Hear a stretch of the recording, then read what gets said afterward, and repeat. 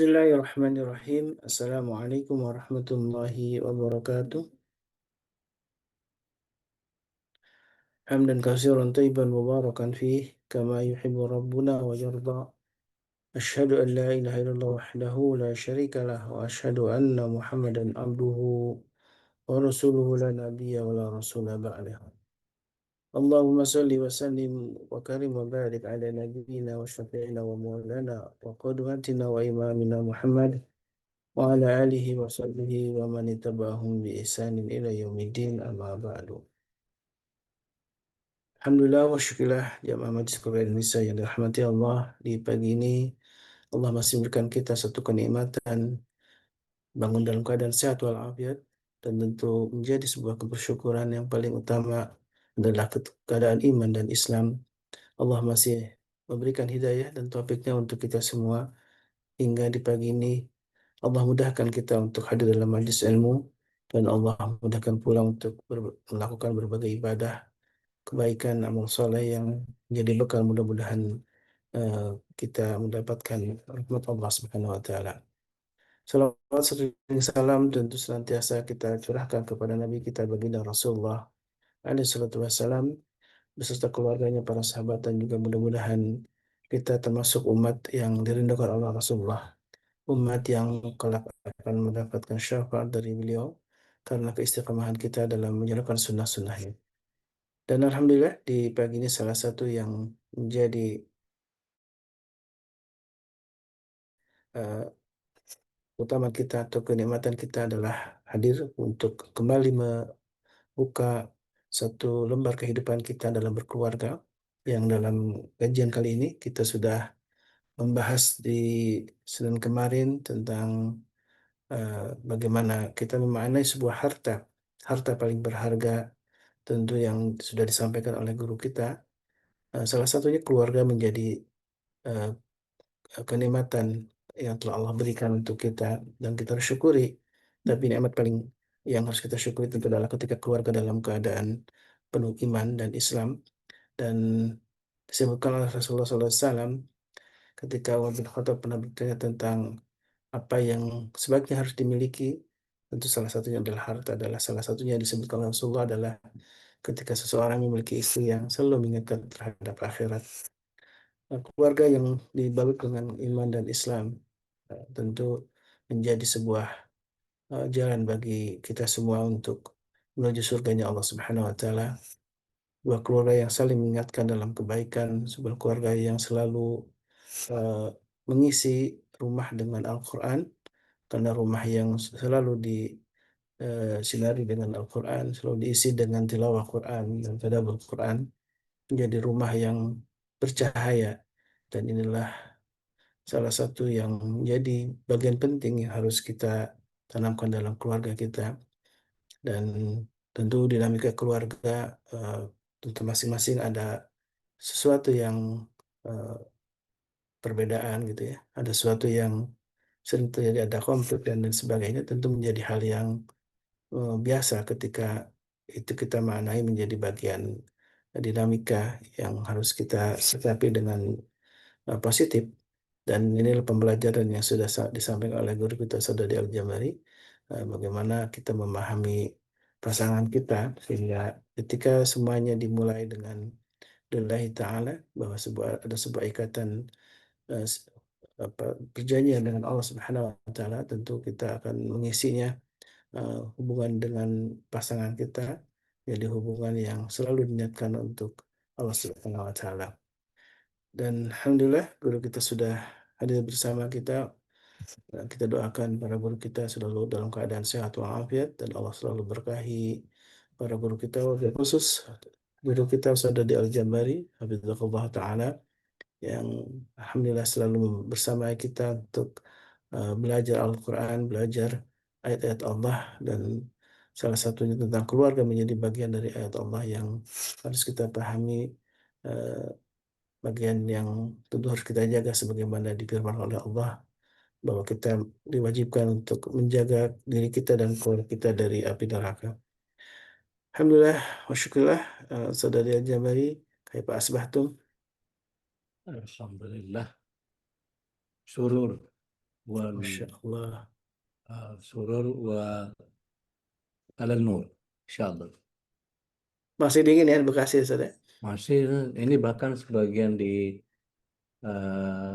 arah utara komplek anu udah mulai kegenang air. Nggak tahu genangan karena salurannya mampet atau memang debit airnya lumayan tinggi. Hmm.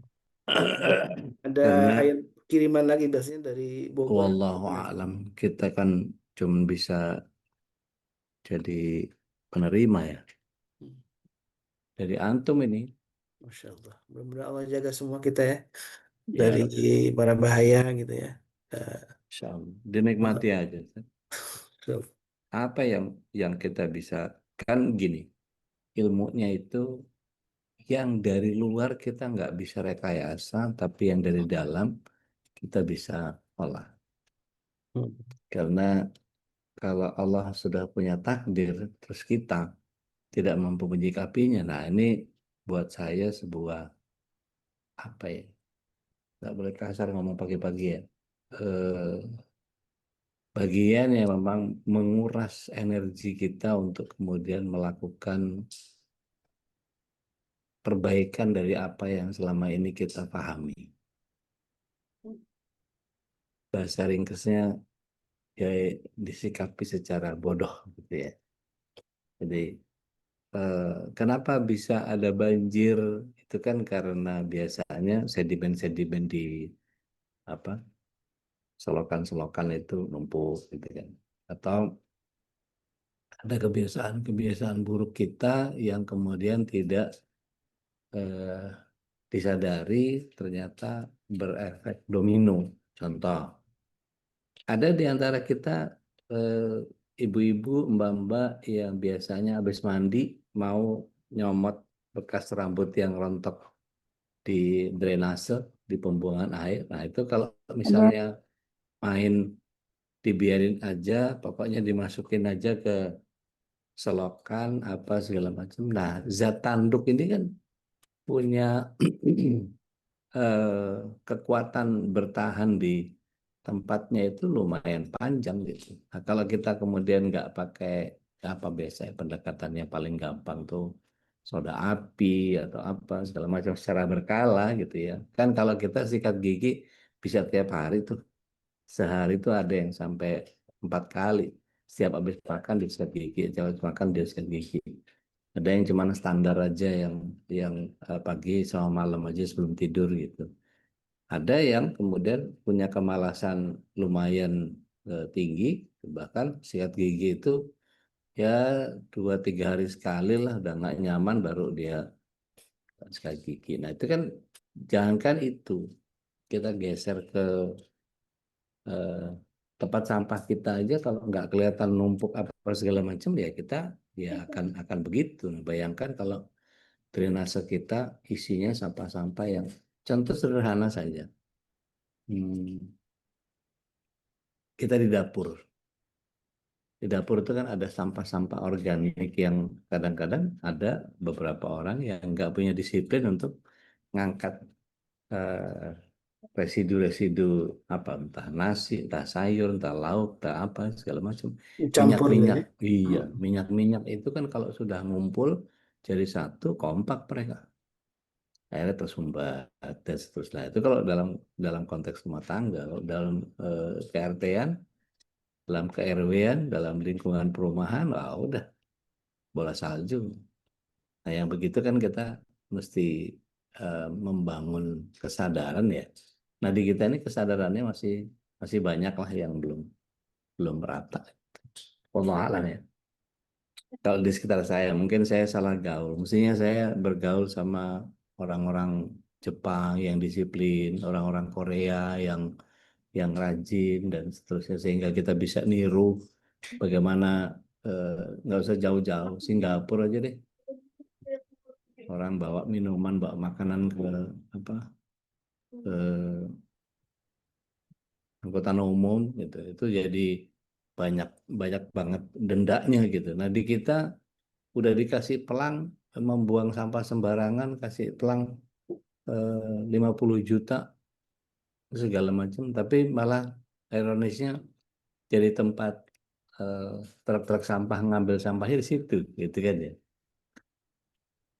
Atau yang paling gampang kemarin di dekat tempat saya itu ada larangan berjualan di area trotoar gitu. Itu pas di situ, pas dipakai buat ngikat tenda apa apa namanya, yang lamongan-lamongan itu pecel lele kan. Mm. Di kita jadi ya Allah ya gitu, karena di kita ini masih eh, punya stigma peraturan itu setara dengan petugas. Jadi kalau petugasnya nggak ada, peraturannya nggak ada. Ini ada istilah Sedih. polisi tidur ya. Eh, Tapi memang memang PR kita semua itu, karena setiap jangankan eh, kalau kita belajar dari sholat saja, kenapa sih mesti disuruh sholat berjamaah ke masjid?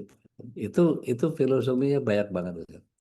Nanti kalau kita bedah satu-satu gitu, ya, insya Allah akan kita temukan banyak serpian-serpian hikmah yang bertebaran, insya Allah. ya, kedisiplinan, kemudian Ya, istilah kepedulian, waktu gitu ya. ya, kepedulian. Iya, kebersihan karena atau huruf syatrul iman gitu ya. Masya Allah banyak hal ya. Alhamdulillah, dan kita saatnya untuk kembali melanjutkan nih. Kemarin soal tema tentang handuk ini kayaknya lanjut Ustaz nih. Mulai insiden handuk sampai mungkin ada insiden yang lain gitu ya. Dan ya Masya Allah ini memang hubungan keluarga ini banyak hal-hal yang karena berawal dari kebiasaan keluarganya yang berbeda-beda gitu ya. Bagaimana kita menyamakan satu dalam frekuensi yang sama, kebaikan-kebaikan yang masing-masing yang di bawah harusnya dikomunikasikan, kemudian keburukannya itu dikompromikan dalam artian ya saling dievaluasi gitu ya. Tidak ada yang paling lebih baik gitu ya. Kalau itu mungkin jadi satu spirit tentu ya tidak ada saling menyalahkan. Apalagi tadi dengan satu nasihat kemarin dari Ude tentang banyak amal yang justru dari hal-hal sepele ya. Dari mulai merapikan anduk, kemudian mungkin membereskan tempat cucian atau ikut suami juga ikut membersihkan kamar mandi atau apa namanya mungkin ikut mencuci piring dan hal sebagainya yang seolah-olah kalau dalam adat kita ya kebiasaan itu menjadi domainnya kaum perempuan ya. Padahal ya kita sebenarnya juga laki-laki eh, ya Rasulullah aja melakukan hal seperti itu ya, ikut membantu Kalau mau, domestik ya, kalau mau, kalau mau. iya. Masalahnya kan ada pasangan-pasangan yang egonya kadang-kadang macam-macam lah, kroniknya seru. Baik, baik jemaah kita mulai ya, kita siapkan diri kita, hati kita untuk menerima satu hidayah ilmu ya. Lalu guru kita Saudari Al-Jambari dan mudah-mudahan Babeh bisa hadir juga kemarin kada Allah. Beliau minta izin tidak bisa gabung karena ada kesibukan yang pagi-pagi harus berangkat gitu ya, jadi tidak memungkinkan untuk hadir. Mudah-mudahan hari ini tentang harta yang paling berharga bisa juga di sharing bersama Bapak Haikal. Fadlatul masykur Ustaz. Baik, syukran. Jazakumullah khair. Bismillah. Salatu wassalamu ala Rasulillah. Assalamualaikum warahmatullahi wabarakatuh. Waalaikumsalam. Waalaikumsalam warahmatullahi wabarakatuh. Harta yang paling berharga. Aduh. Nggak ada yang terus ini. Udah biasa malah ya. Harta yang paling berharga itu keluarga. Tapi ala kulihal begini. Mari kita hadirkan segala puja dan puji bagi Allah, penentu kehidupan kita, penjaga kehidupan kita, pemelihara kehidupan kita. Dialah yang segala pujian ditujukan kepadanya dengan penggenapan hati dan pikiran, dan semua bagian kebaikan kembali semua kepadanya. Dan kita paham bahwa eh, segala pujian yang kita aturkan kepada Allah Rabbul Alamin adalah bagian yang seringkali kita agak kurang di dalam menghadirkan kebersyukuran ini. Nah, ini adalah sebuah keniscayaan. Dan alhamdulillah atas apa yang Allah SWT karuniakan kepada kita dalam berbagai persoalan, Allah menjaga rezeki kita, Allah menghadirkan begitu banyak persoalan-persoalan hidup yang mendewasakan kita, mematangkan cara berpikir kita, dan seterusnya. Kita hadirkan salawat serta salam kehadirat Rasulullah SAW agar menjadi penyempurna kesyukuran kita kepada Allah Tabaraka wa Ta'ala. Mudah-mudahan tercurah tidak hanya kepada beliau alaihissalam saja, tetapi juga kepada seluruh kerabat, keluarga, dan para pecinta risalah syariat beliau hingga akhir zaman. Dan mudah-mudahan kita yang hadir pada kesempatan pagi hari ini bisa menjadi bagian dari golongan orang-orang yang mendapatkan syafaat beliau kelak di akhir. Amin. Bagi Amin. para pembina, bagi para asatidah, para pengurus, dan seluruh keluarga kita, kita selipkan doa agar senantiasa Allah SWT tidak hanya berikan hidayahnya, tetapi juga inayah, iradah, kudrah, dan terlebih maunahnya, agar kita bisa menjalankan keistiqomahan di dalam keislaman kita sampai kita menjemput husnul khatimah dan kelak dikumpulkan sesurga sekeluarga. Amin. Allahumma amin. Amin ya rabbal Bapak Ibu alamin. yang dimata Allah SWT, tentu kalau kita ditanya harta apa yang harus kita miliki di kehidupan kita, Rasulullah SAW pernah ditanya, ya Rasulullah, apa yang harus kami miliki dari sisi harta? Maka Rasulullah SAW mengatakan hati yang bersyukur, lisan yang berzikir, dan istri yang beriman. Coba.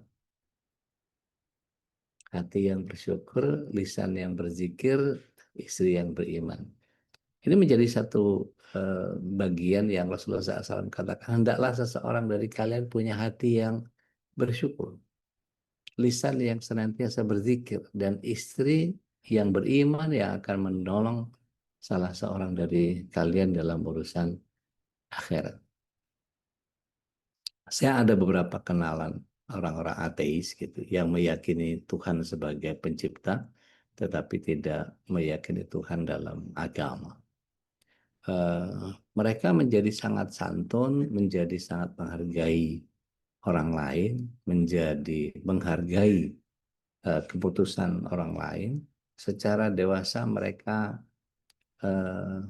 memahami bahwa hidup itu seiring seperjalanan tanpa harus ada kedengkian dan seterusnya dan seterusnya. Jadi rasanya orang ateis yang begini dia lebih menjalankan agama ketimbang orang yang mengklaim dirinya beragama tapi kelakuannya kayak orang ateis. Ini miris sih, karena saya pernah mengutip statementnya Syekh Muhammad Abduh. Saya ke barat, saya tidak lihat Islam di sana, tetapi saya temukan banyak Muslim. Dan saya ke timur, di sana saya lihat banyak Islam, tapi Muslimnya sangat sedikit. Apa yang kita bisa pahami dari kalimat yang sederhana tapi nyelekit ini? Di Barat, mereka sudah terbiasa untuk kemudian saking egaliternya gitu. Mereka punya pemahaman tentang human right atau hak asasi manusia. Sehingga kalau ada orang yang merokok misalnya gitu ya, dia tidak akan langsung nancepin rokok, langsung bakar. Setidaknya orang yang di sekitarnya, dia tanya, saya ganggu nggak kalau saya ngerokok?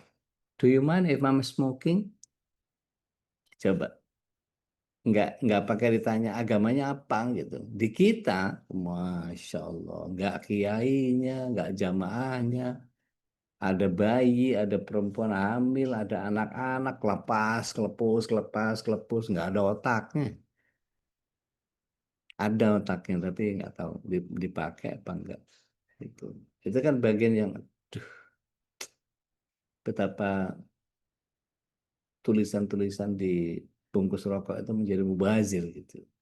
Dan itu menjadi plesetan yang sangat luar biasa. Merokok itu membunuhmu. Kan membunuhmu, bukan membunuhku. Jahat banget kan pikirannya. Jadi kalau ada orang yang kemudian, ya itu hak asasi. Menghirup udara segar juga hak asasi, bos.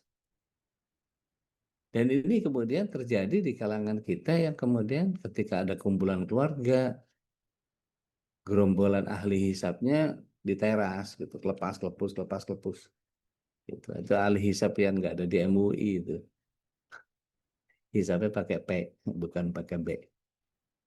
Nah, eh, ketika bicara tentang permasalahan-permasalahan keluarga yang seperti itu kemudian tidak mampu ditanamkan kepada pribadi-pribadi yang ada di anggota keluarga kita, ini kalau mau diurut apa namanya?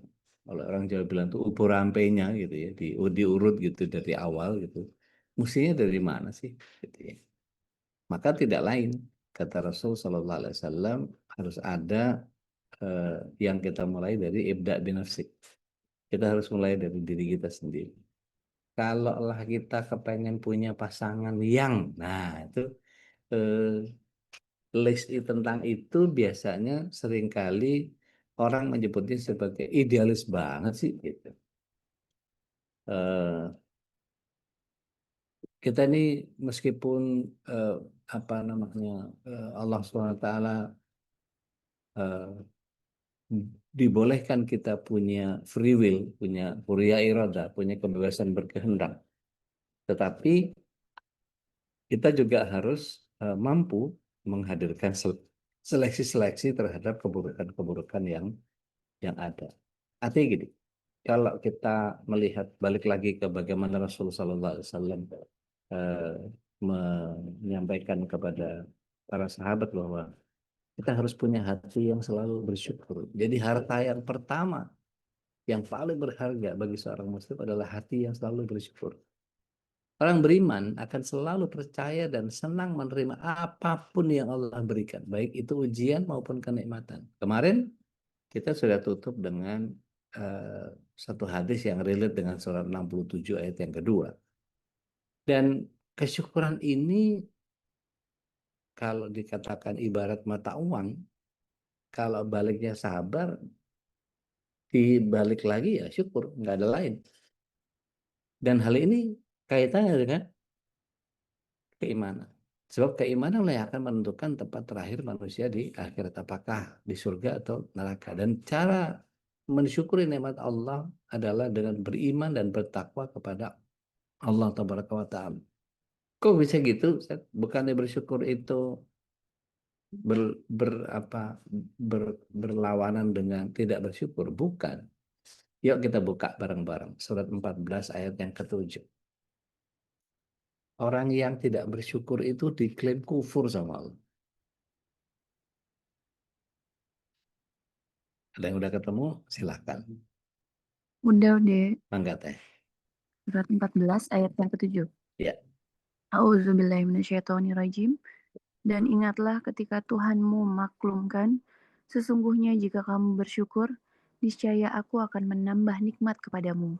Tetapi jika kamu mengingkari nikmatku, maka pasti azabku sangat berat. Sadaqallahul Insyaallah.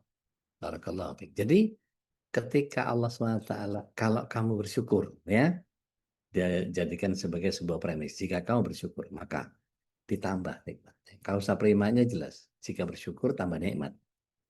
Kemudian padanan yang berlawanan dengan itu, kalau kemarin kita sudah bahas surat 91 ayat 8 yang kita ayatnya hafal semua, a'udzubillahi minasyaitonirrajim, fa'alhamaha fujuraha wa taqwaha. Ada fujur, ada takwa. Berlawanan antonimnya. Nah, sekarang kita lihat syukur antonimnya ternyata bukan nggak bersyukur. Syukur lawannya kufur. Waduh, Berarti syukur ini bagian dari iman, dan kufur itu ya nggak ada imannya atau kurang kokoh imannya. Eh, Mari kita ulik kembali persoalan yang paling mendasar di kita supaya harga daripada keluarga ini betul-betul berharga dan menjadi sangat luar biasa. Karena begini, kalau bicara tentang eh, harta yang paling berharga adalah keluarga, ah bukan keluarga gua kali, keluarga Cemarat yang begitu. Keluarga gua mah susah. Nah, itu yang bagian yang kepada orang-orang hopeless, orang-orang fatalis, orang-orang yang apatis, yang ketika melihat sesuatu seolah-olah dia tidak akan bisa merubahnya. Kita lihat ya, dari 1678 surah An-Nahl. Allah Subhanahu wa taala mendesain kita itu kan selalu, tadi saya bilang kita selalu dihadapkan pada kausa primanya. Kalau Ramadan kemarin siapa yang puasa maka akan mendapatkan takwa gitu kan ya. Kutiba alaikumusiyam, ujungnya primanya adalah akibatnya adalah la'alakum tattaqun. Nah, di surat 1678 ini Allah Subhanahu wa taala eh, menjadikan sebabnya hanya piranti. A'udzubillahi minasyaitonir rajim. Wallahu akhrajakum min butuni ummahatikum la ta'lamuna syai'a. Ini satu premis yang Allah SWT hadirkan di awal ayat ini. Sungguh Allah telah mengeluarkan kita dari perut ibu kita. Dalam pengertian apa? Perjalanan panjangnya adalah sebelum dari situ kan ada spermatozoidnya ayah kita yang kemudian masuk ke sel telurnya ibu, dan Allah kelola dengan sangat luar biasa, dipilih di antara sekian banyak spermatozoid yang berkualitas seperti antum-antuna sekarang ini, sudah berhasil memenangkan pertarungan eh, di antara 1.300.000 sel spermatozoid yang Allah hadirkan lewat spermanya bapak kita, tapi kemudian hanya satu, dan itu jadi kita. Berarti apa? Anda orang yang terpilih untuk bisa melakukan perjalanan hidup ini. Ketika 9 bulan dalam kasih sayang orang tua, lihat orang tua seperti apa yang membesarkan kita. Ada nggak orang tua yang membesarkan bayinya dalam keadaan masih ngokar? Ngokar. Oke banget bahasanya. Gini nih kalau pendakwa dulunya bengal ya. Eh, ada nggak perempuan-perempuan yang hamil dalam keadaan masih minum? Bahkan lebih parah lagi masih ngobat. Ya. Dalam konotasi buruk ya, bukan minum obat untuk memperbaiki janin. Dalam konteks ini berarti kebentuklah anaknya itu seperti apa. Saya pernah terlibat dalam pendidikan anak-anak TPA di bilangan Bongkaran di Tanah Abang sana, bareng sama Ustaz Ramli Ishak. Beberapa kesempatan itu betul-betul nguras hati. Bayangkan, mereka kita ajarkan tentang Islam. Orang Islam itu harus begini, begini, begini, begini, begini, hormat orang tua, apa segala macam. Apa yang dia saksikan ketika dia pulang? Ibunya bawa laki-laki setiap malam gonta-ganti. Gimana coba ngebentuk keluarga yang begitu tuh? Artinya kita berusaha terus menanamkan kepada anak-anak itu bahwa, nah, kita ini hidup di dunia sendiri-sendiri. Mau orang tua kita kayak apapun, orang tua kita nggak sholat, orang tua kita nggak ngaji, orang tua kita nggak melakukan ketaatan-ketaatan atau segala macam. Yang penting kita. Akhirnya gitu kan. Akhirnya pencitraan tentang keimanan yang harus kita munculkan secara mandiri dari pribadi-pribadi eh, yang ada di kondisi yang rapuh seperti itu. Wah, itu seru itu pertarungan. Dia dalam keadaan masih kecil, dia harus berhadapan dengan mungkin ada laki-laki yang kasar memperlakukan ibunya, ada yang laki-laki yang melecehkan ibunya, ada laki-laki yang ya pasti kalau sudah begitu melayani laki-laki yang begitu udah pasti nggak bener ya, pasti dalam keadaan mabuk, pasti apa namanya orang yang nggak punya iman pasti gitu kan ya, karena berzina seperti itu dengan konsep bahasanya diperhalus lagi pakai pakai bangsa kita ini pakai memuliakan mereka gitu menjadi pekerja seks komersial. Padahal kalau di Islam jelas pezina udah clear udah jelas udah. Tapi di kita bungkusnya selalu banyak menggiurkan gitu. Oke, dari situ Allah SWT di surat 1678 itu, kenapa Allah SWT memunculkan kita dari perut ibu kita nggak tahu apa-apa, procot cenger oek-oek itu nggak tahu apa-apa kita. Kemudian Allah berikan piranti, ada pendengaran, ada penglihatan, ada hati nurani. Nah, perhatikan di sini bukan kausa prima, tapi semua dijadikan paparan oleh Allah SWT sebagai satu premis. Allah yang memunculkan kita ke dunia ini atas sebab spermanya orang tua kita kepada sel telurnya ibu kita, gitu ya. Kemudian dibesarkan 9 bulan 10 hari, terlahir dan besar jadi kita. Maka terbuat dari apakah unsur darah dan daging kita ini? Dari zikir yang mana, dari kesyukuran yang mana, maka ada orang-orang yang beruntung karena mendapatkan lingkungan yang menjadi sangat luar biasa. Ada orang-orang yang tidak beruntung, kemudian dia mendapatkan lingkungan yang luar biasa juga, luar biasa hancur maksudnya.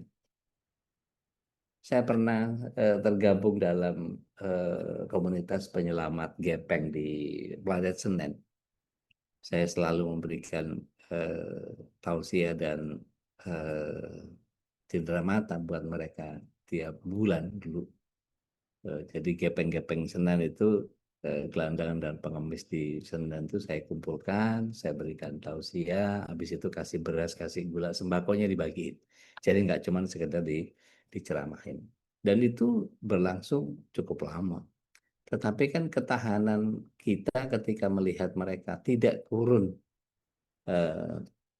menghadirkan kebaikan, ya buat para donatur yang meskipun CSR-nya mengalir buat kita, tapi menjadi pencitraan untuk perusahaan yang ketika dihadapkan pada kondisi apa yang bisa dipetik dari manfaatnya, uang mereka begitu kita kasih sembako juga tetap mereka jadi gepeng gitu, tetap jadi gelandangan dan pengemis gitu. Kira-kira dari mana nih ngurutnya supaya bisa beres semua? Maka tidak bisa dikerjakan parsial. Kita lihat betapa Allah SWT menghadirkan ayat itu agar kamu bersyukur. Maka siapa yang mengajarkan kesyukuran kepada bayi-bayi ini? Kitalah yang kemudian sebagai orang tua, kemudian memunculkan generasi yang harusnya mereka pandai bersyukur. Nah, cuman kan kita nggak pernah belajar tentang bagaimana childrening, gitu. Ya, nggak ada ilmu childrening, yang ada parenting. Artinya apa? Orang tua harus belajar. Kita sebagai orang tua harus terus belajar. Dan belajar itu kata Rasulullah SAW, minal mahdi ilal lahdi. Dari mulai buayan sampai ke yang lahir. Maka tidak boleh ada dari kita yang kemudian merasa bahwa, duh, saya ini sudah tua, Ustaz, sudah nggak bisa belajar. Salah. Kalau Rasulullah SAW menyatakan utlubu ilma minal mahdi ilal mahdi. Bapak Ibu yang dimata Allah SWT, hati-hati dengan statement bahwa saya sudah tua, sudah nggak pantas untuk belajar. Itu statementnya orang-orang yang kemudian dia mengkufuri apa yang Allah SWT hadirkan. Yuk kita lihat surat yang ke-10 ayat yang ke-100. Betapa Allah murka kepada orang yang tidak mau belajar. Siapa yang mau baca terjemahnya? Silahkan. Siap, Surat Bude. 10 ayat 100 mangkat ya. Surat Yunus ayat 100. Tamam. Auzubillahiminasyaitonirrajim. Dan tidak seorang pun akan beriman kecuali dengan izin Allah. Si? Dan Allah menimpakan azab kepada orang yang tidak mengerti. Ya. Bagaimana bisa mengerti? Duduk di majelis saja enggak. Maka kalau kemarin ada yang beralasan, maaf ya, saya kalau pas Zoom pagi itu saya udah ngurus pasien. Nggak apa-apa. Yang penting YouTube rekamannya jangan nggak dikaji, jangan nggak diulang, jangan nggak dicatat, jangan nggak dibuat catatan-catatan untuk how to pick and apply Al-Quran dan Sunnah into the real life. Bagaimana menerapkan Al-Quran dan Sunnah dalam kehidupan kita itu menjadi bagian yang penting. Kita ngelihat bahwa ayat ini serem nggak sih? Kalau saya ngelihatnya serem. Tidaklah seseorang beriman, ya, la yu'min illa biiznillah, kecuali atas izin Allah. Berapa banyak yang pagi ini kita bisa beriman seperti ini. Artinya gini, saya pernah mendapatkan satu opening yang sangat bagus dari eh, beberapa ustadz gitu ya. Eh,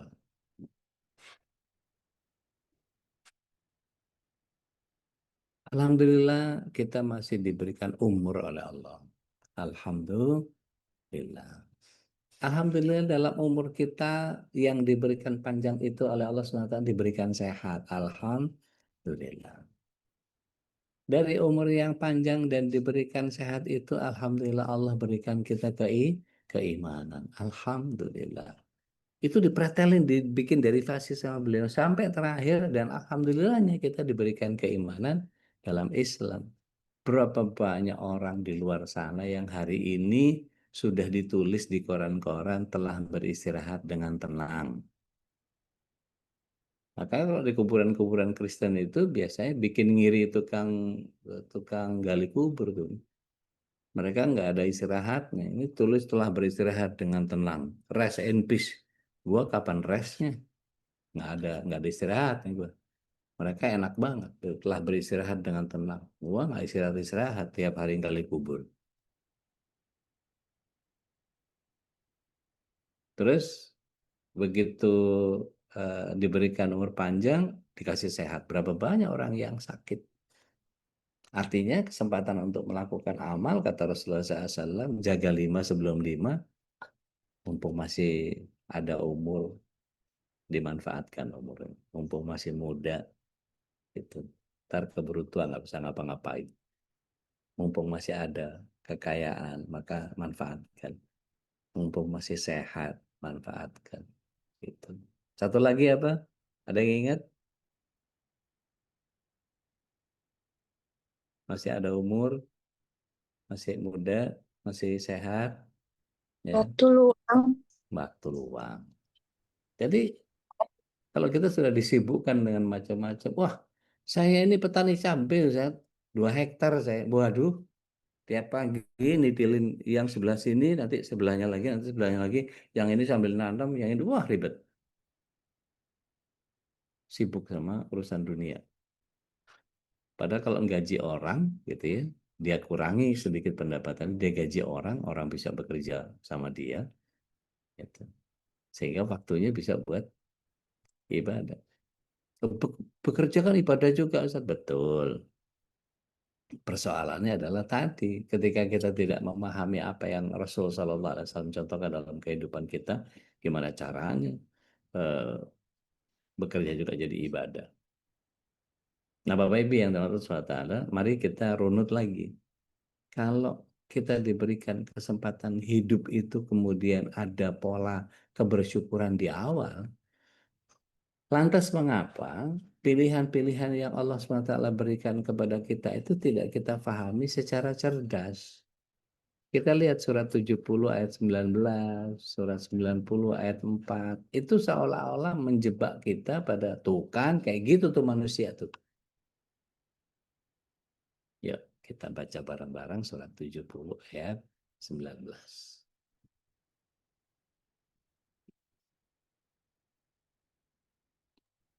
Iya, udah. Enggak tahu. Surat Al-Ma'arij ayat 19.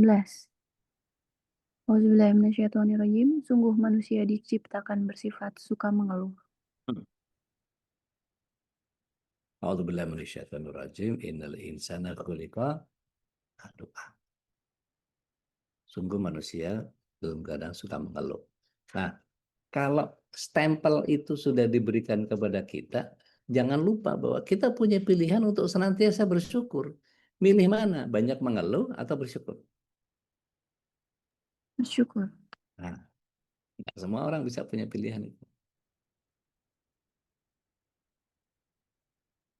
Maka belajar sama orang daerah Jawa, Jawa Barat, Jawa Tengah, itu banyakkan untungnya. Banyak bersyukur. Keserempetnya, untung keserempet. Nabrak, untung nabrak. Begitu kecelakaan kakinya patah, untung cuma patah. Udah meninggal, untung meninggal langsung. Nggak cacat seumur hidup. Coba. Kan penuh kesyukuran itu.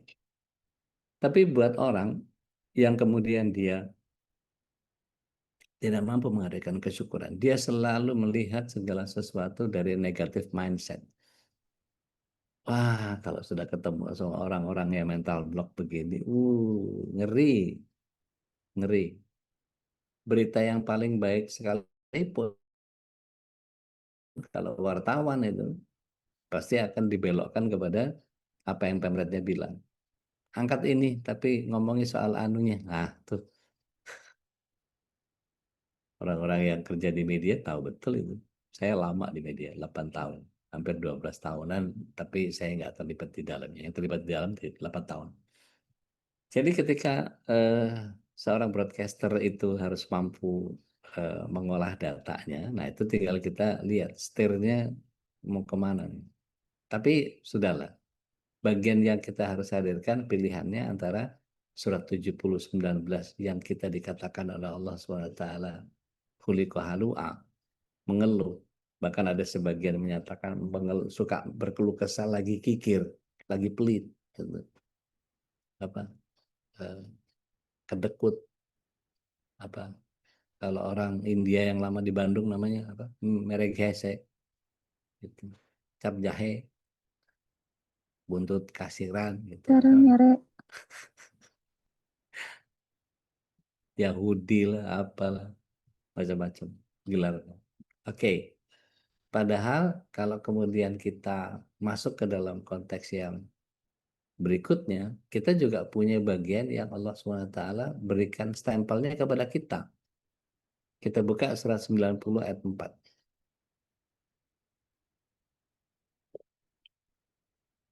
Allah Karim. Ada yang baca? Silakan.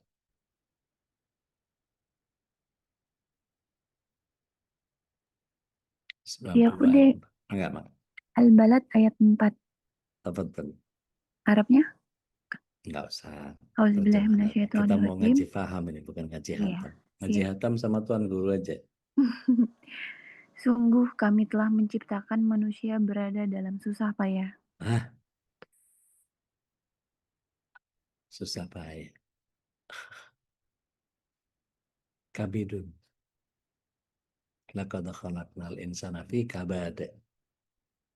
Jadi ketika kita tahu bahwa Allah SWT sudah ngasih stamping seperti itu, memberikan stempel-stempel kepada kita seperti itu, maka yang penting kita pahami adalah yang seharusnya setiap kita kemudian masuk ke dalam sebuah pemahaman yang benar, yakni apa cara kita untuk kemudian bisa dicintai oleh Allah Tabaraka wa Ta'ala. Kan gini ya, kita lihat di ayat 10-nya deh. Masih surat yang sama. Surat 90 ayat 10. Baca lagi. Ya, mangga teh. Auzubillahiminasyaitonirrajim. Dan kami telah menunjukkan kepadanya dua jalan, kebajikan dan kejahatan. Itu kan bagian yang sudah diberikan dua jalan. Itu kalau kita baca sampai 18-nya, itu kita ketemu sama Ashabul Yamin, kelompok kanan. Nah, kalau kita baca tuh satu-satu, apa yang disebut dengan Ashabul Yamin? Menghadirkan takwa, mesti bebasin budak, mesti bangun tahajud, mesti banyak banget. Dan buat orang-orang yang malas, gitu ya, dia akan menggunakan berbagai macam alibi, ya, untuk kemudian dia menggerus dirinya dengan ada Tuhan yang lain dalam dirinya. Siapa? Kita buka surat 45 ayat 23. Ini sama ya. Perokok tadi, orang yang nggak mau beraba, orang nggak mau belajar. Ya udah. Mangga, mangga. Surat 45 ayat 25. 23. Ayat 23, maaf. Bismillahirrahmanirrahim.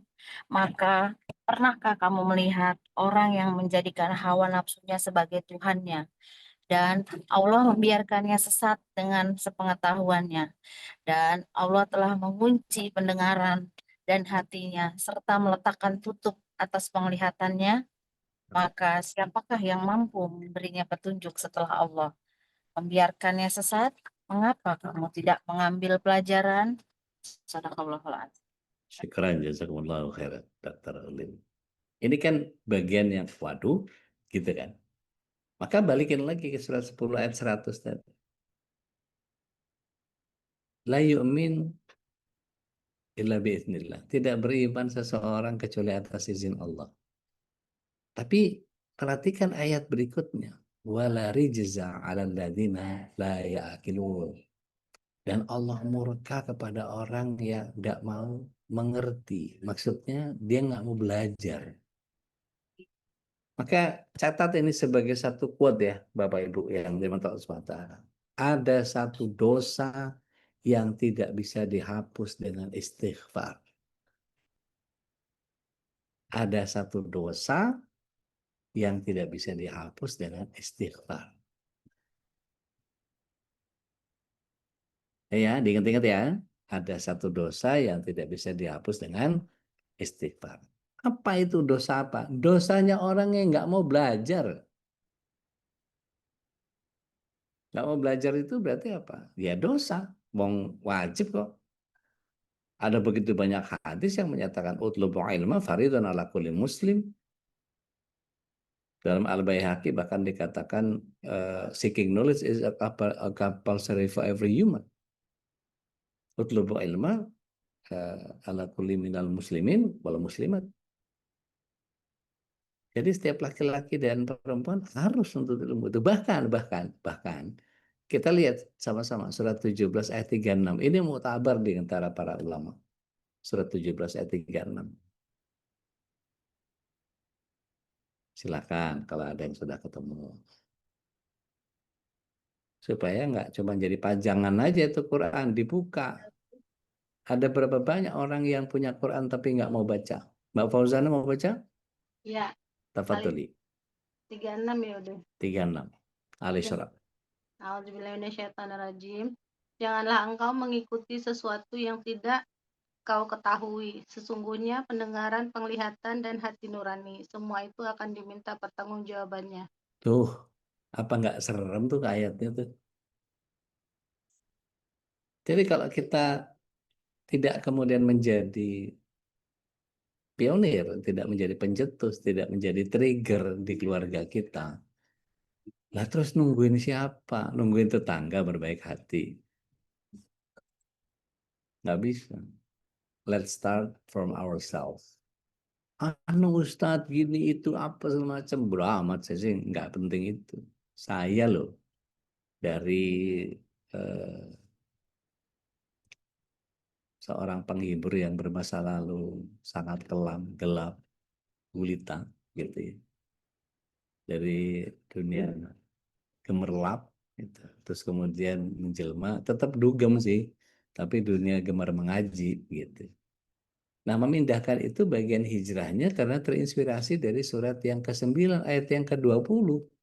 Dan itu menjadi pokok bahasan beberapa ulama kita tentang betapa orang yang kemudian masuk ke dalam sebuah pemahaman yang benar tentang bagaimana seseorang yang mengarahkan dirinya kepada Allah. Atau bahasanya kalau hadis begini, barang siapa meninggalkan sesuatu karena Allah, maka Allah yang akan mencukupi kebutuhanmu. Yuk kita lihat di surat yang ke-9 ayat yang ke-20. Betapa indahnya cara Allah Subhanahu wa taala untuk menghadirkan yang namanya pahala hijrah itu. Silakan. Iya, Bude. Mangga. Auzubillahiminasyaitonirrajim. Orang-orang yang beriman dan berhijrah serta berjihad di jalan Allah dengan harta dan jiwa mereka adalah lebih tinggi derajatnya di sisi Allah. Mereka itulah orang-orang yang memperoleh kemenangan. Masya Allah, Masya Allah. Apa nggak ke-trigger gitu sama yang begitu? Jadi kalaulah Allah SWT menghadirkan begitu banyak pilihan-pilihan, begitu banyak diberikan kepada kita cara-cara bermanuver dan segala macam, Allah SWT sudah memberikan sinyal-sinyalnya kepada kita. Tadi Rasulullah SAW ketika ditanya harta apa yang paling berharga, hati yang bersyukur, lisan yang berzikir, sama istri yang beriman. Masalahnya nyari istrinya di mana? Kalau di klub nyarinya ya dapetnya yang begitu. Kalau di Kerawang mohon maaf gitu. Nyari tempat yang mana? Di tempat para hafiz Quran atau di yang banyak lampu kelap-kelipnya gitu. Maka ada bagian yang kemudian ketika kita memahami secara sederhana, ada tantangan-tantangan yang Allah SWT berikan dan diharapkan setiap kita itu punya kekuatan dari diri sendiri yang Allah akan bantu dengan kekuatan hijrah itu sendiri. Lihat yuk surat yang ke-13 ayat yang ke-11. Ada satu kunci dari apa yang Allah SWT hadirkan itu, we have to do something for our lives. Kita harus lakukan sesuatu buat hidup kita. Silakan. Ada yang mau baca? Kalau nggak ada sama saya udah. Mainkan tadi. Auzubillahiminasyaitonirrajim. Ambil semua ini Muharram nih teh. Nggak ada yang mau ngambil amal, babat aja habis. Masya Allah. Auzubillahiminasyaitonirrajim. Baginya manusia ada malaikat-malaikat yang selalu menjaganya bergiliran dari depan, dari belakangnya. Mereka menjaganya atas perintah Allah. Sesungguhnya Allah tidak akan mengubah keadaan suatu kaum sebelum mereka mengubah keadaan diri mereka sendiri. Dan apabila Allah menghendaki keburukan terhadap suatu kaum, maka tak ada yang dapat menolaknya dan tidak ada pelindung bagi mereka selain Dia. Masya Allah. Gimana sih ayat itu memahaminya kan kalau kita perhatikan satu-satu gitu ya. Bapak Ibu yang dibantu Allah SWT, calon penghuni surga semuanya. Yuk kita perhatikan ayat itu dengan seksama. Kita perhatikan betul. Jadi ketika malaikat dihadirkan oleh Allah SWT untuk ngurus urusan kita. Oke lah, let's say kita nggak bisa lihat itu. Dan kita harus yakin itu kan sebagai muslim. Setelah itu Allah SWT tidak hanya memberikan malaikat untuk memberikan pengurusan terhadap kita yang diurus sama Allah. Kemudian di bagian yang selanjutnya perhatikan Allah SWT memberikan satu trigger kepada kita. Innallaha la yughayyiru ma biqaumin hatta yughayyiru ma bi anfusihim. Sungguh Allah tidak akan melakukan perubahan. Ya.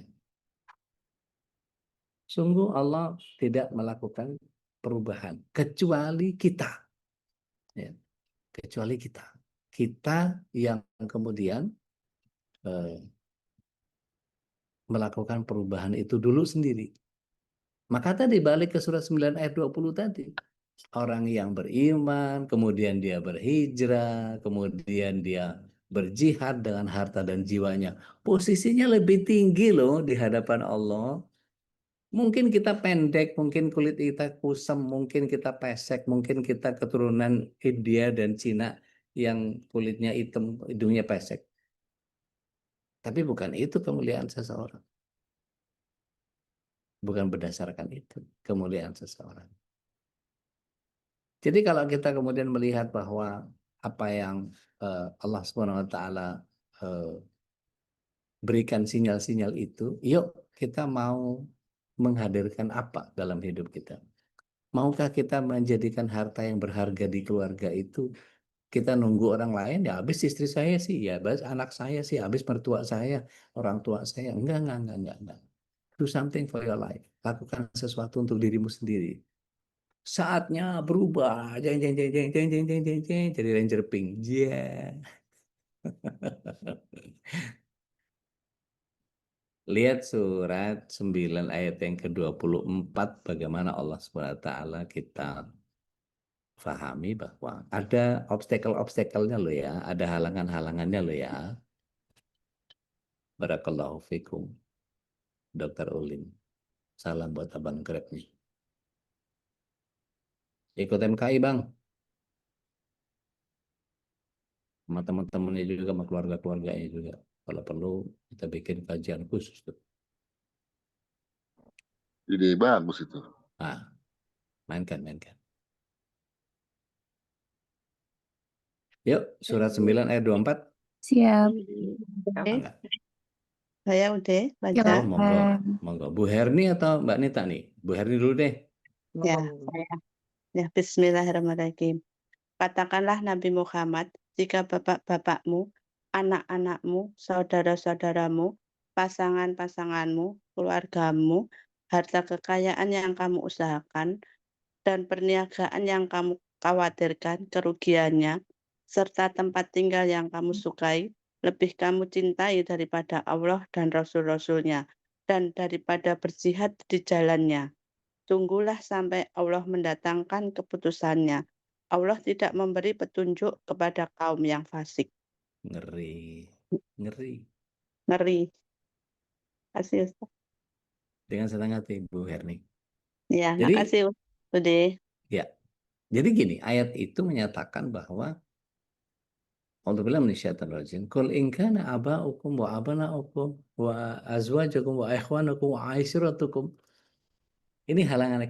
Kalau saja, katakan ya, kalau saja bapakmu, anakmu, pasanganmu, keluargamu, sanak saudaramu, harta yang kau miliki, perniagaan yang kau khawatirkan kerugiannya, dan rumah yang kau tinggali itu lebih engkau cintai 8 ini ketimbang yang 3, yaitu apa? Allah, Rasulnya, dan bersungguh-sungguh di jalan Allah. Fatarabbasu hatta ya'ti Allah bi amrih. Tunggu sampai Allah mendatangkan musibah. Tunggu sampai Allah datangkan cintanya dalam tanda kutip. Tunggu sampai Allah mendatangkan keputusannya. Fatarabbasu hatta ya'ti Allah bi amrih. Jadi kalau kita kemudian merasa bahwa saya sudah ini, sudah itu, terus merasa lelah dengan kegiatan dakwah dan amaliyah kita, berbahagialah. Tapi hati-hati dengan kesombongan, merasa sudah cukup amal. Ngeri bos. Karena kalau kita, nggak berasa ini ngomong udah sejam sendiri nih. Ustaz Holis, diam-diam aja lagi. Diselak dong Ustaz, biar kita bisa berbagi rahmat. Yuk berbagi rahmat ya. Udah sejam saya ngomong. Saya balikin dulu ke Ustaz Holis. Betul. Saking asiknya nih Masya Allah. menyelami hikmah itu ya. Mudah-mudahan apa yang disampaikan Gurunda Ustaz Dodi Al-Jambari. Enggak, bukan dari Anda. Itu ayat semua itu yang ngomong itu. Ya, Bukan dari betul. Anda. Melalui lisan antum kita mudah-mudahan menjadi bagian orang yang tersadarkan dengan tadi wasilah ilmu yang disampaikan oleh guru kita akhirnya memahami tentang harta yang paling berharga yang harus kita miliki. Sebagaimana tadi yang di hadis Nabi yang sudah disampaikan oleh Saudara Al-Jamri dengan banyak penambahan dari penjelasan ayat-ayat Allah, tentu kita akan makin paham apa yang harusnya kita lakukan ya. Dan silakan ini ada momen kita untuk berbagi rahmat ya. Mungkin juga ada yang bertanya, sharing dan eh, tentu penguatan, saling menguatkan ya. Itu yang juga yang sangat penting untuk kita tetap istiqomah dalam kebaikan. Silakan Bunda Nadia. Assalamualaikum warahmatullahi wabarakatuh. Waalaikumsalam warahmatullahi wabarakatuh.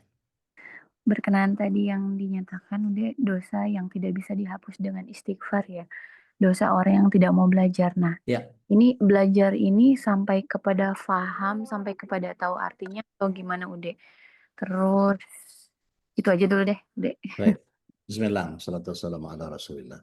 Kalau kita bicara tentang ilmu umum ya, bagaimana orang bisa melakukan sesuatu yang signifikan dalam hidupnya ketika misalnya gini, dari nggak mau berjilbab jadi berjilbab, dari nggak mau sholat jadi sholat, dari nggak paham agama jadi paham agama, dari yang nggak ngerti sunnahnya Rasul SAW sampai bisa paham sunnahnya Rasul. Setelah dia mendapati satu demi satu potongan puzzle dalam kehidupan dia akan menjadi merasa bahagia karena dia makin dekat dengan Allah Tabaraka wa Ta'ala, dia makin dekat dengan Rasul SAW yang pada intinya nanti hakikat kehidupan yang sebenarnya adalah kita kembali kepada apa yang Allah SWT sediakan di akhirat nanti. Tapi kalau kemudian ilmu tentang itu tidak pernah sampai kepada kita, bagaimana dia bisa mau ngamalin? Membaca aja enggak. Gitu. Jadi begini, bisa nggak orang ngamalin ayat Al-Quran tapi dia nggak baca? Bisa nggak? Enggak. Bisa, dengerin. Iya. Loh, ya kan? Nah, Iya. dengerin itu dia mau secara utuh mendengarkan itu dengan hati yang terbuka. Atau dia sudah pasang benteng. Gue pengen tahu nih Ustadz ini berpendapat apa soal ini. Ah, masih kerenan Ustadz gue. Maka pada saat itu dia sudah membangun bentengnya sendiri. Saya mau biasanya ngaji ini, baca ini apa segala macam dan seterusnya. Tenang saya, oke. Tapi pengkaji apa yang ada di dalamnya menjadi bagian yang kita masuk dalam kemurkaan yang Allah SWT berikan kepada walari jasa ala ladin lala ya'qilun di surat 10 ayat 100 tadi. Allah murka buat orang yang nggak mengerti. Tadi surat 17 ayat 36 yang dibaca sama Dr. Ulin, yang didengar sama Abang Greb tadi.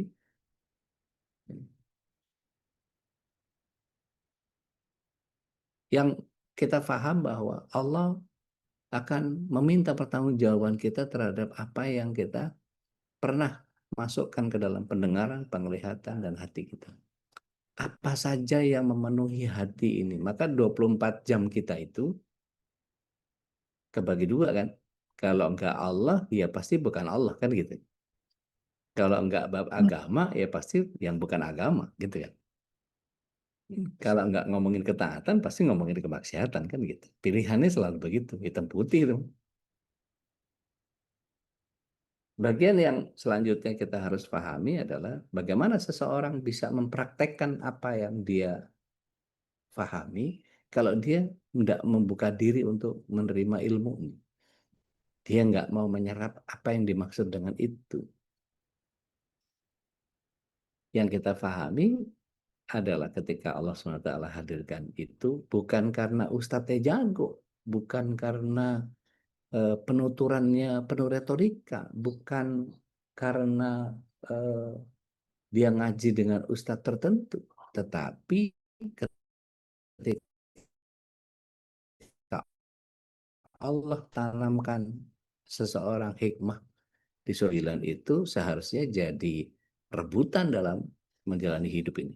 Surat 2 ayat 269 itu menyatakan a'udzubillahi minasyaitonirrajim yu'til hikmah may yasha wa may yu'tal hikmata faqad utiya khairan katsiran wa may yadhakkaru illa ulul albab.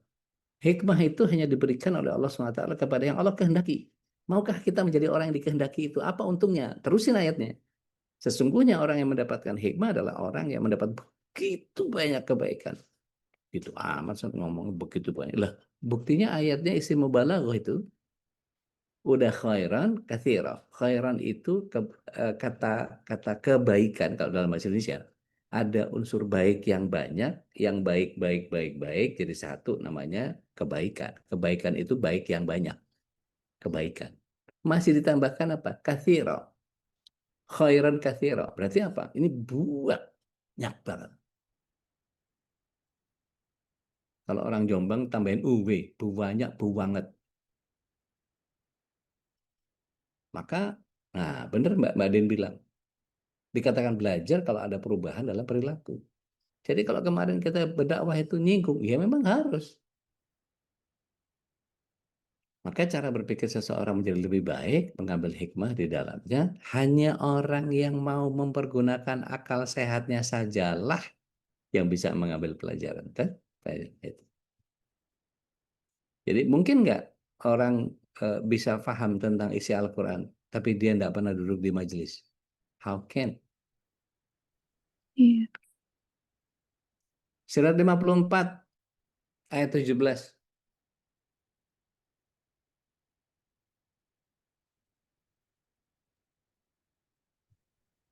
Lima puluh empat Ya, ayat 17 sudah. Iya. Monggo Mbak Dita. silakan. Nauzubillahi minasyaitonirrajim. Bismillahirrahmanirrahim. Dan sungguh telah kami mudahkan Al-Quran untuk peringatan. Maka adakah orang yang mau mengambil pelajaran? Shadaqallahul azim. Itu dua-dua itu. 17 sudah. Dua-dua. Surat Dan sama. 50 Al-Qamar kan udah. Iya. Al-Qamar Iya, ayat sama 17. udah. Ayat 17 kan udah. Dua-dua. Oh, astagfirullah. Dek, Dan itu sama. Itu sama. Ayat 17 sama 22 sama. Udah lagi 32 kali. jahil. 32 kali. Sama. Oh, Semuanya 40 sama. kali. Sama juga. Sama itu, Dek. Oke. Gini. Diulang Maksud saya lagi. gini. Oke. Diulang. 54, 17, 22, 32, 40 itu kenapa dibikin sama? Orangnya bebel. astagfirullah. Ya Allah. A'udzubillahi minasyaitonirrajim. Wa laqad yassarnal Qur'ana lidzikri fahal min mudzakir. Sungguh telah Allah mudahkan Al-Quran untuk dipelajari. Ada nggak orang yang mengambil pelajaran? Gitu kira-kira. Baca doang, hatam. Yang penting hatam Ustaz. Gidah. Silahkan. Kalau nggak paham, waduh. Surat 4 ayat 43 itu apa ya bunyinya ya? Cuma ngandelin hatam doang nih.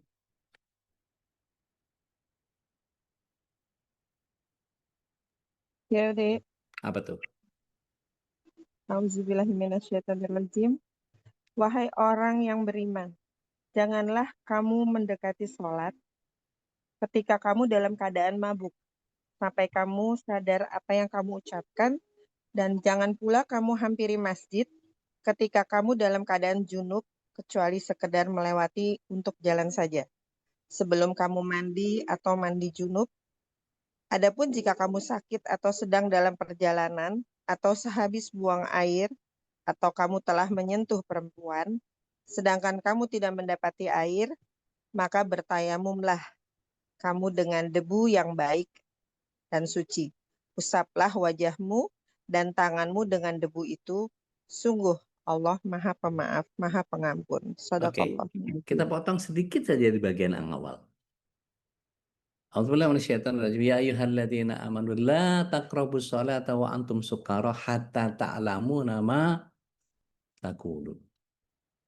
Jangan dekati sholat kalau kamu dalam keadaan mabuk. Sampai kamu sadar apa yang kamu ucapkan. sampai kamu paham apa yang kamu ucapkan. Pertanyaannya adalah, mohon partisipasinya Bapak Ibu. Hal tatakallam al-lughatan al-arabi jaidan? Kok nggak ada yang jawab ini? Lah, Nggak paham, Ude. Maaf. Nah, La. hal ente muslim? Ente muslim ma fi kalam Arabi? Naam. Ish hada. Anda muslim, Anda nggak bisa bahasa Arab. Apa ini? Muslim apa ini? Iya. Ini pahit loh kalau ditanya sama Allah SWT 54, 17, 22, 32, 40. Sudah dimudahkan Al-Quran itu untuk dipelajari. Mau belajar apa enggak? Jadi kalau saya agak menekan pakai intonasi karena saya seorang pembaca puisi gitu dulunya, gitu. Maka ada orang begitu amat sih, udah enggak. Ini gaya saya menghadirkan retorika emang begitu. Jadi saya ulang lagi bahwa ketika kita tahu bahwa Allah menghadirkan itu untuk kebaikan kita loh, Allah nggak butuh kita loh, kita yang butuh Allah. Kalau kita minta sama Allah di surat 3 ayat 8 itu kan jadi andalan ya. A'udzubillahi minasyaitonir rajim. Baca bareng-bareng ya. Rabbana la tuzigh qulubana ba'da idh hadaitana wa hab lana min ladunka rahmah innaka antal wahhab. Kalau kita minta begitu dengan betul-betul sepenuh hati, mintanya sama Allah dalam betul-betul menghadirkan sepenuh pikiran, Masya Allah. Ya Allah, jangan sampai hidayah yang kau berikan kepada kami, kenikmatan rahmatmu ini jangan kau cabut ya Allah. Kita nyaman loh tiap pagi begini nih ngobrol, kita tiap pagi ikut Zoom, siapapun ustadznya. Kemarin Ustadz Khairil Alam ngebedah ayat Masya Allah. Ustadz Kiai Hasan Bisri kalau menyampaikan ayat-ayat tentang bagaimana kita berurusan dengan makhluk-makhluk yang astral itu. Bagaimana Tuan Guru tiap malam berhadapan sama kita dengan bedahan-bedahan begitu banyak ilmu yang beliau kuasai. Bagaimana Abang penganten, Bang Saipul, yang kemudian menghadirkan begitu banyak persoalan-persoalan yang menyentuh ranah-ranah hukum. Bagaimana ajengan Sarif Hidayat menghadirkan beliau dengan keilmuan yang sangat luar biasa. Dan banyak lagi yang lain. Ustaz Ahmad Sujai. Yang kalau kita pretelin satu-satu, tentu nggak habis dikupas. Mungkin seharian kita ngebahas apa yang kita bahas saja. Iya ya, saya belum ini, belum itu, belum apa, segala macam dan seterusnya. Jadi hijrah tadi kuncinya surat 9 ayat 12 gitu ya. Dan jangan pernah melihat sesuatu dari sisi yang kemudian kita ngarepin orang. Ingat bahwa Islam ini progresif. Hari ini bisa ini jalanin. Hari ini bisa ini jalanin. Hari ini bisa ini jalanin. Waktu Muharram ingat gak? Ada spidol merah, spidol hijau yang kita tulis. Ini udah belum, belum. Ini belum, ini udah, ini, gitu. Kalau matinya hari ini, gitu ya, mati besok, kira-kira apa yang mesti kita kejar? Apa pemahaman yang kita harus tahu? Mau belajar bahasa Arab kapan? Mau ikut kelasnya siapa? Karena nanti pada saat kaki kita bergeming di hadapan Allah SWT, ditanya tuh hartanya dikemanain, dari mana dikemanain, umurnya dipakai buat apa.